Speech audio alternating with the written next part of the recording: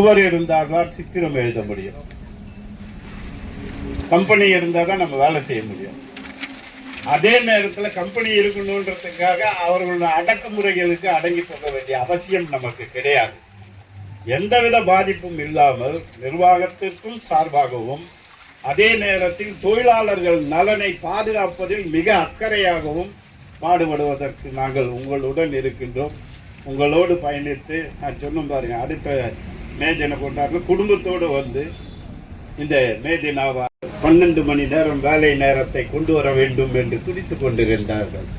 ஆனால் நம்முடைய முதல்வர் அண்ணன் தளபதியார் அவர்கள் என் உயிரே போனாலும் இந்த சட்டத்தை கொண்டு வர மாட்டேன் என்று அந்த சட்டத்தை நிறுத்தி வைத்தவர் நம்முடைய முதல்வர் அவர்கள்.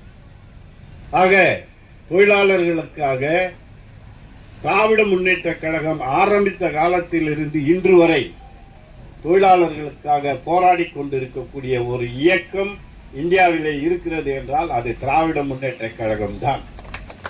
நம்முடைய தொழிலாளர் முன்னேற்ற சங்கம் எல்லா தொழிற்சாலைகளிலும் ஒரு முறையான அளவிலே சரியான முறையிலே தொழிற்சங்கத்தை நடத்தக்கூடிய மணிபாலன் அவர்களை பற்றி நிறைய சொல்லலாம். என்ன தொழிலாளர்களுக்காக தினம் தினம் அவர்களுக்காக போராடி கொண்டிருப்பவர்.